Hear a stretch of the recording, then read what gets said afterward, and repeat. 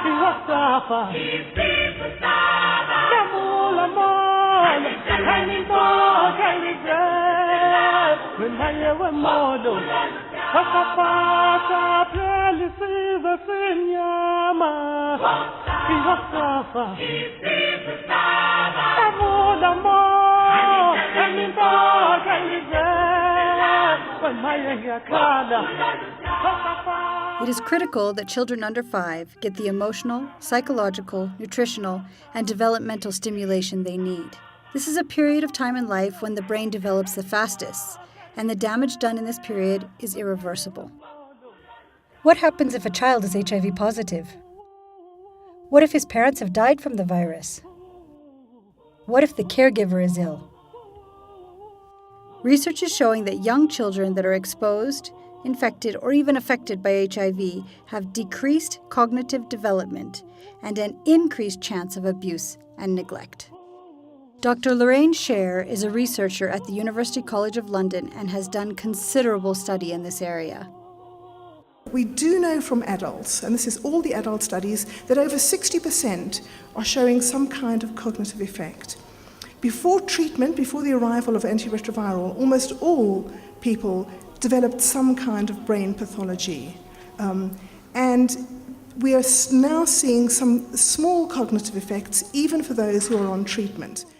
Dr. Scher has collated the findings of 56 studies that look at the impact of HIV on children under 8 years old. The studies found shocking results. 91% recorded a cognitive deficit for children with HIV infection. Now, what about HIV-affected children? Our big group are going to be the children who are affected, although not infected. Look at the studies, the positive, the exposed, and the control group. And you don't have to be a genius to look at the stepwise progression. Obviously, the positive are doing worse, but look at the group in the middle. That's the group who we're worrying about. That's the group who are affected, and they're significant, those differences. So you can see the constant pattern of these exposed children on all these cognitive development measures doing somewhat worse. There's problems for the HIV-affected children, and we don't really know why. Is it the virus? Is it the environment? Is it the care environment, a sick mother, a challenging care environment, or is it a mixture of both? We don't know the answer. We know that there's lots of disruptions in care with HIV. The carer can be ill, they can be dying, the child may be caring for an ill parent, and there's all sorts of alternative care arrangements that kick in under these circumstances. You have infected carers, and we do know that HIV does affect the carer across the board. Not only might they be slowed up, not only might they not be able to go out and get jobs or be working to their full, we also know that they might have physical problems, they might have mental health problems.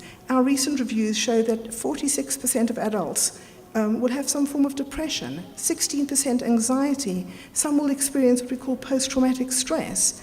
We found in London that 31% feel suicidal. This is a really severe mental health burden, and these are the people who are bringing up these children with extra demands. And we also know that children are taking responsibility as caregivers themselves. They have direct duties when the carer is ill. They care for the sick adults. They give them medicines. They feed them. They're providing the support. And then they have indirect duties. If the mother or father are ill, they take over from them. They do the chores. They care for the siblings. They go out and generate income. And there's a livelihood burden.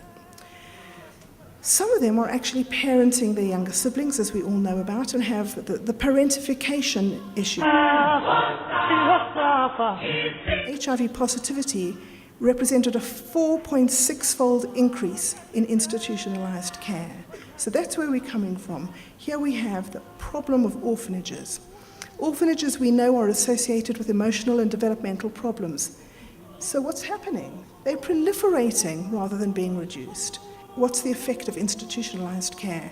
96% negative cognitive behavioral problems. 96% is pretty overwhelming evidence. Its removal is associated with fewer problems, so we can alleviate the problem when the institutional care is removed. It is critical to keep infected parents, both mothers and fathers, alive for as long as possible.